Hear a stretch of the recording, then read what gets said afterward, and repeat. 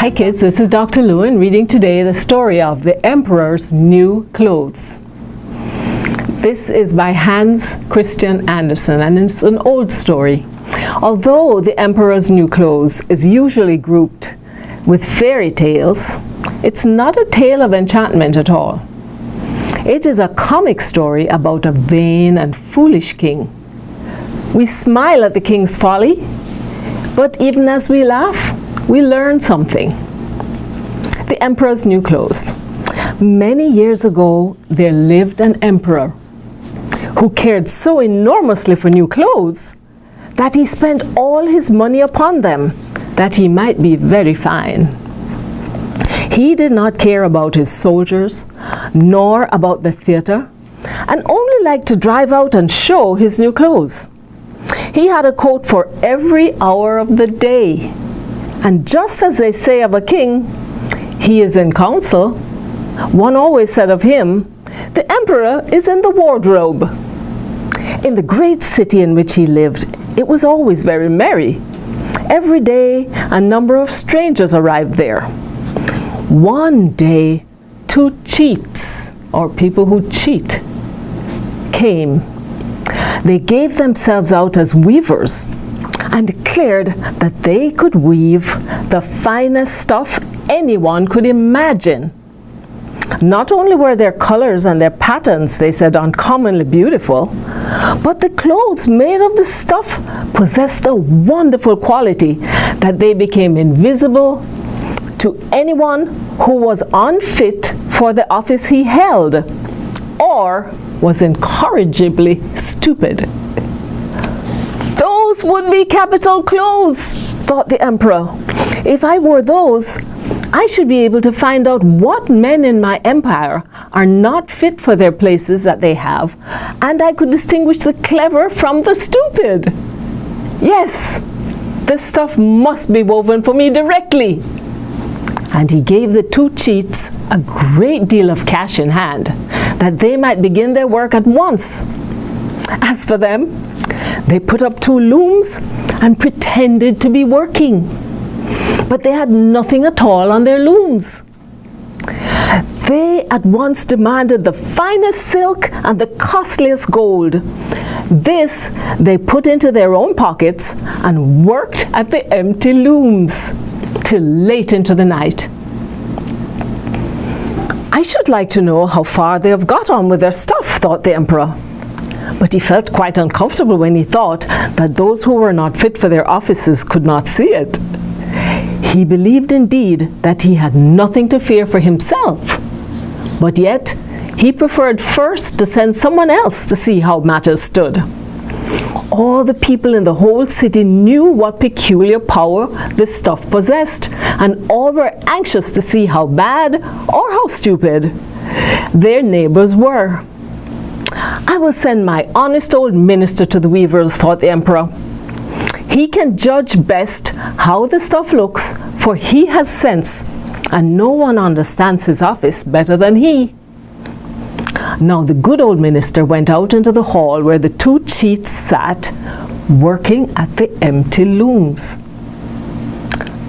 Mercy preserve us, thought the old minister, and he opened his eyes wide. I cannot see anything at all. But he did not say this. Both the cheats begged him to be kind enough to come nearer and asked if he did not approve of the colors and the pattern. Then they pointed to the empty loom, and the poor old minister went on opening his eyes, but he could see nothing, for there was nothing to see. Mercy, thought he, can I indeed be so stupid? I never thought that. Not a soul must know it. Am I not fit for my office? No, it will never do for me to tell that I could not see the stuff. Do you say nothing to it? Said one of the weavers. Oh, it is charming, quite charming, answered the old minister as he peered through his spectacles. What a fine pattern and what colors! Yes, I shall tell the emperor that I am very much pleased with it. Well, we are glad of that, said both the weavers. And then they named the colors and explained the strange pattern. The old minister listened attentively, that he might be able to repeat it when the emperor came. And he did so. Now the chiefs asked for more money and more silk and gold, which they declared they wanted for weaving. They put all into their own pockets, and not a thread was put upon the loom, but they continued to work at the empty frames as before. The emperor soon sent again, dispatching another honest statesman to see how the weaving was going on and if the stuff would soon be ready. He fared just like the first. He looked and looked, but as there was nothing to be seen on the empty looms, he could see nothing. "Is not that a pretty piece of stuff?" asked the two cheats. And they displayed and explained the handsome pattern, which was not there at all. "I am not stupid," thought the man. "It must be my good office for which I am not fit. It is odd enough, but I must not let it be noticed." And so he praised the stuff which he did not see, and expressed his pleasure at the beautiful colors and the charming pattern. "Yes, it is enchanting," he said to the emperor. All the people in the town were talking of the gorgeous stuff. The emperor wished to see it himself while it was still upon the loom. With a whole crowd of chosen men, among whom were also the two honest statesmen who had already been there, he went to the two cunning cheats, who were now weaving with might and main without fibre or thread.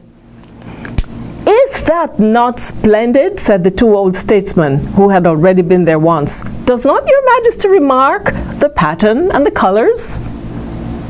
And then they pointed to the empty loom, for they thought that others could see the stuff. "What's this?" thought the emperor. "I can see nothing at all.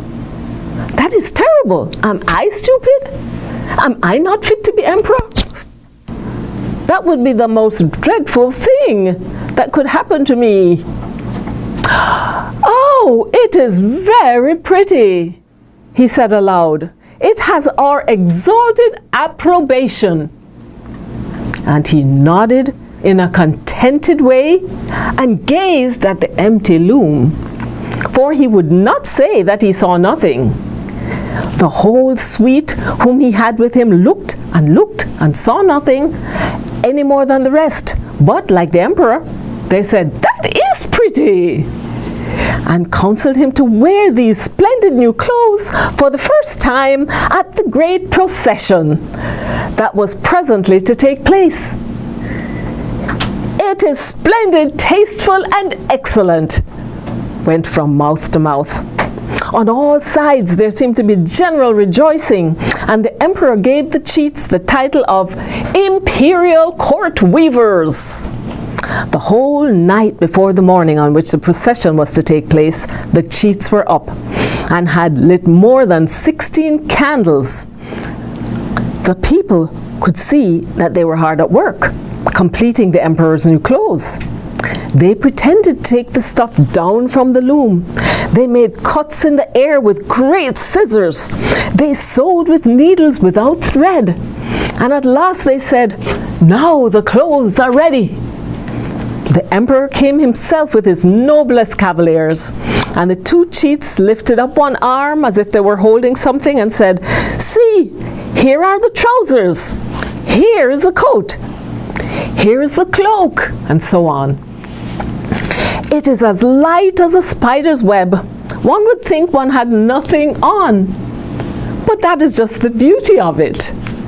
"Yes," said all the cavaliers, but they could not see anything, for nothing was there. "Does your imperial majesty please to condescend to undress?" said the cheats. "Then we will put on you the new clothes here in front of the great mirror." The emperor took off his clothes, and the cheats pretended to put on him each new garment as it was ready. And the emperor turned round and round before the mirror. "Oh, how well they look! How capitally they fit!" said all. "What a pattern! What colors! That is a splendid dress! "They are standing outside with the canopy which is to be borne above your majesty in the procession," announced the headmaster of the ceremonies. "Well, I am ready," said the emperor. "Does it not suit me well?" And then he turned again to the mirror, for he wanted it to appear as if he contemplated his adornment with great interest. The chamberlains who were to carry the train stooped down with their hands towards the floor, just as if they were picking up the mantle. Then they pretended to be holding something up in the air. They did not dare to let it be noticed that they saw nothing. So the emperor went in procession under the rich canopy, and everyone in the street said, "How incomparable are the emperor's clothes! What a train he has to his mantle! How it fits him!" No one would let it be perceived that he could see nothing, for that would have shown that he was not fit for his office or was very stupid. No clothes of the emperors had ever had such a success as these. "But he has nothing on!" a little child cried out at last. "Just hear what that innocent says," said his father. And one whispered to another what the child had said. "But he has nothing on," said the whole people at length. That touched the emperor, for it seemed to him that they were right. But he thought within himself, "I must go through with the procession." And the chamberlains held on tighter than ever and carried the train, which did not exist at all. The end.